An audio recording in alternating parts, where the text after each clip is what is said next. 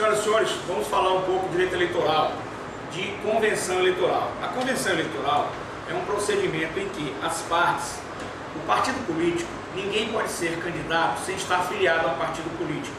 Então, de qualquer maneira, o partido político é um cunho também de algo público, além de ser uma entidade privada, mas com uma situação híbrida, mista, público-privado. O artigo 7º da Lei 9.504, 39/97, que trata dos partidos políticos, nos diz que, artigo 7º, nos fala das convenções para escolha de candidatos. O artigo 7º nos diz as normas para escolha e substituição dos candidatos e para formação de coligações serão estabelecidas no Estatuto do Partido, observadas as disposições dessa lei. Então a lei só fala nisso, ela é regra geral. Transfere ao partido político, delega este poder de normatizar as convenções. São através das convenções que os partidos políticos escolhem seus candidatos, suas coligações para governadores, etc., prefeitos, presidentes, etc. No Brasil, já passou da época de termos uma verticalização. O que decidir na Executiva Nacional do Brasil, como país federado, deveria se decidir ter a mesma coisa, a mesma coligação para os municípios e para os estados. Por exemplo, no caso do PPS, uma questão prática que já foi para a mídia, eu já posso então falar, decidido que ela está no Bloco Democrático Reformista, que significa PPS, Democratas e PSDB, na esfera nacional, apoiando o presidente Serra. Na esfera regional, estadual, deveria seguir a mesma linha, PPS, Democratas e PSDB, e não uma linha diferente. Isso gera uma incoerência política e uma confusão no eleitor. Então, essa verticalização que não existe, deverá existir como lei. Mas voltando aqui ao PPS, então a convenção nos diz isso. A lei transfere para os partidos políticos.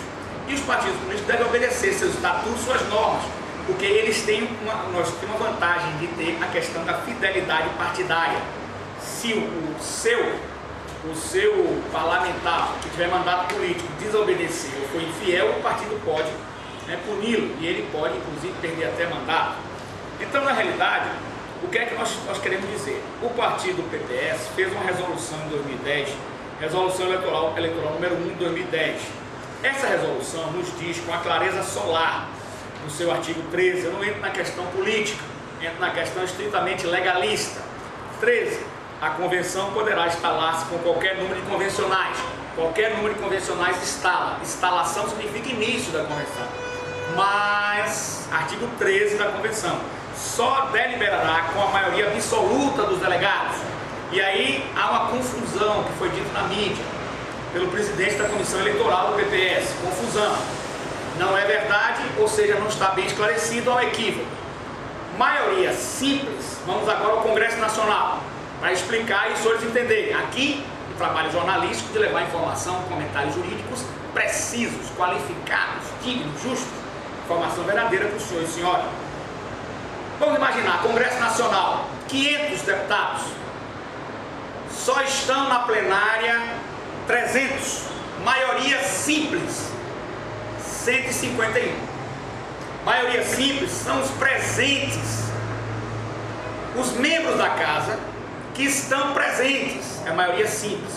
Porém, para certos assuntos mais complexos, por exemplo, convenção eleitoral, que decide a coligação majoritária, para apoio para o governador, como o caso do PPS, 19 de junho de 2010, as convenções, a própria resolução do partido diz maioria absoluta.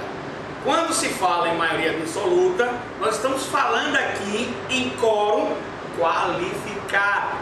O que é o quórum qualificado? O quórum qualificado é 50 mais 1 dos membros da casa. Vamos agora ao Congresso Nacional. No Congresso Nacional nós temos 500 parlamentares, certo? Estão presentes 300.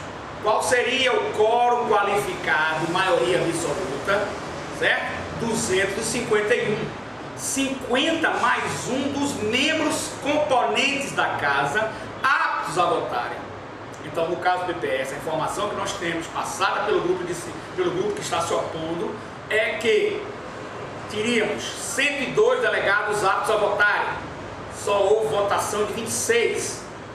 Então, não existe convenção válida. A convenção é inválida, ou seja, deve ser nula de pleno direito.